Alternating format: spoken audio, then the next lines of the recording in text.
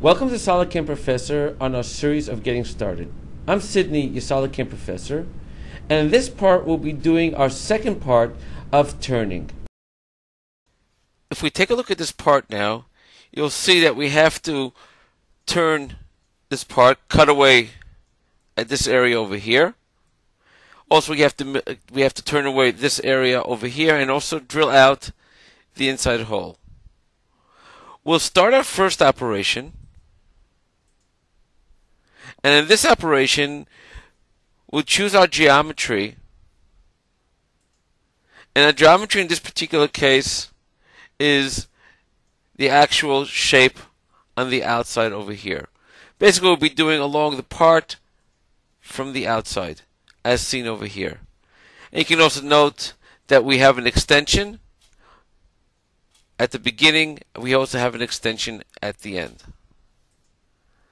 Now next, obviously, we need our tool, and the tool that I will be using will be a tool that's oriented on the left side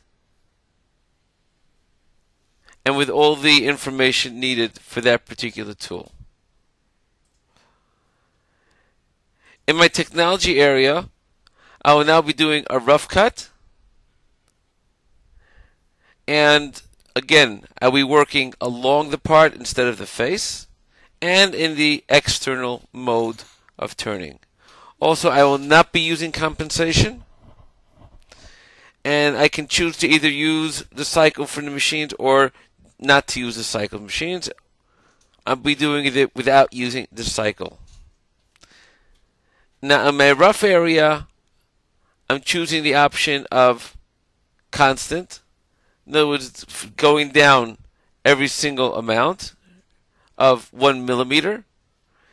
And we also have an option of going down single. In other words, doing it all in one shot. But I'm choosing to go now in constant. We have our data of our rough showing how much of an offset that we want to leave.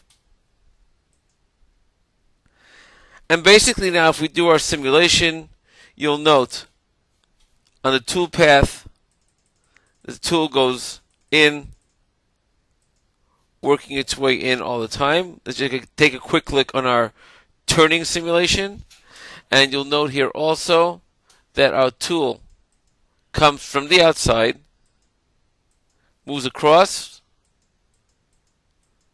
moves down.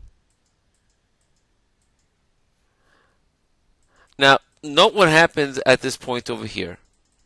You'll note that because of the way the tool is, it cannot get this point down into the circular area over here, in this corner over here.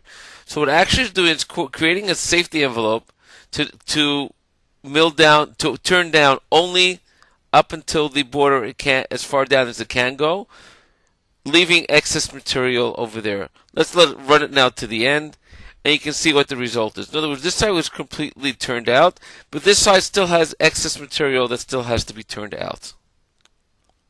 Now, what I'll be doing in my next operation, I'll be using the exact same geometry, and we'll go into the operation itself. We're using the exact same geometry, but the tool this time, a new tool, is this time oriented on the right-hand side. If I was to show, you'll see that the cutting side now is closer on the right-hand side, allowing us in this particular case to get into the corner which we were not able to get into before. As for our technology, again, we'll be doing the exact same technology we did last time, and constant step. And you'll note that when I do my simulation in this particular case, and again, I'll be using my turning simulation, the tool will only cut in the area where there's material left over, as you can see here. Only this area will have material cut from it at this point. Now, in my next operation, I want to do a finish cut on this area. So what I've done is, I have my geometry, as seen here. But this time, the type of tool that I'll be using will be a specific tool made for external contour, as you can see over here. In other words, the way this tool is built right now, it can actually get into both corners. If I were to go into my technology, you'll note the work type now is profile, and the finish method is the ISO turning method. Again, if I do my simulation, and I'll use my turning simulation, you'll note the tool goes across. In this particular case, it can cover every single one of those areas. Now, my next operation, I'd actually like to turn out this area as you see over here. So what I've done here is very simple. I've gone into my part and I've created my geometry. My geometry in this particular case being from over here, going down on the surface and being extended by the circle to over here. The tool that I'll be using will be, again, a left-oriented tool. But this is an external roughing tool, as you can see the way it's built right now.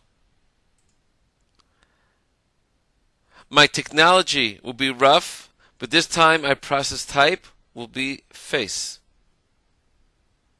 And I'll be working at the front of the part itself. Again, I'm not using any compensation or use cycles from the machine itself. Again, I have my rough copy as far as how much I want to go in every single time. Let's just do a quick simulation, again using the turning simulation. You'll note now the tool goes down and it clears whatever can be cleared. And you note this area over here was not cleared for the exact same reason that before this area was not clean. The tool tool actually cannot go into that area. Now, in my next operation, I'd like to cover this area over here, which I could not cut before. So, in this particular operation, I'll be using the exact same profile that I used before. My tool, however, will be slightly different. This time, it's working the other way around, where this corner can actually get into the top of the part itself. As far as my levels go, the exact same thing it was in the previous operation.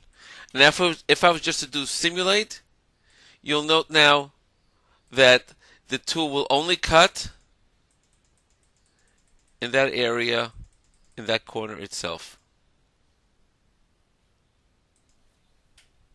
Now, in the next operation, I'd like to do a finish cut on that face.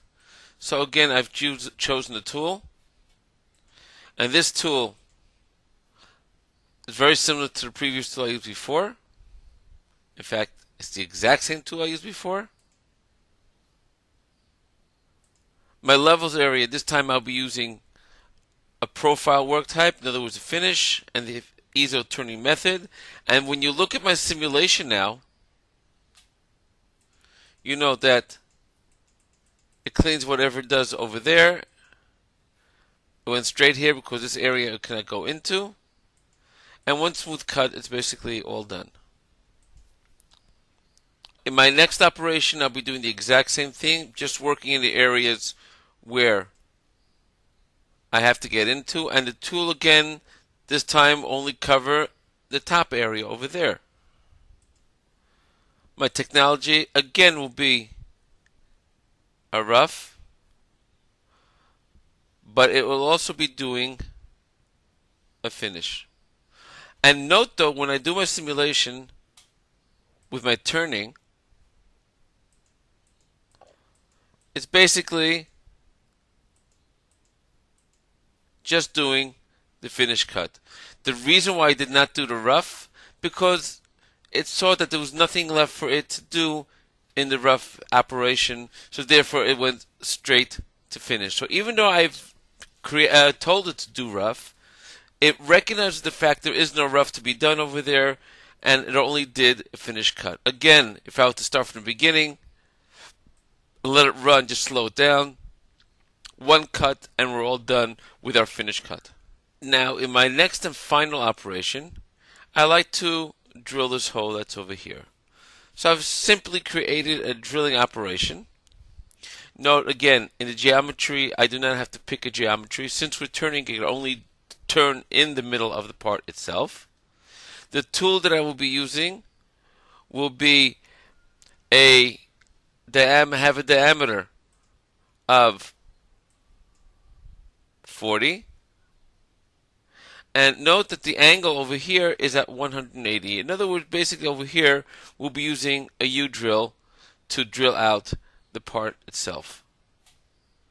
The levels, my safety distance, my technology. Again, drill pick position, drill end position. Simply click on Save and Calculate.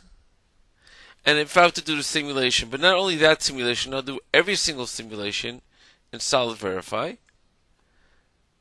And you'll note that the first operation, as you see, turned out that area over there. And let me make this a little better for you to see. As you can see now, the next tool is coming in to clean that area over there.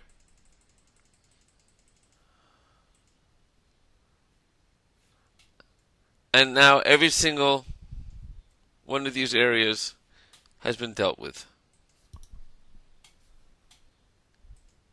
Let's run it through one more time.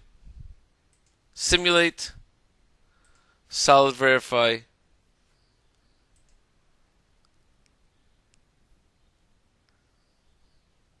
and you see it has all been created right now in this particular operation. Thank you for joining us on SolidCAM Professor. Take care and have a nice day.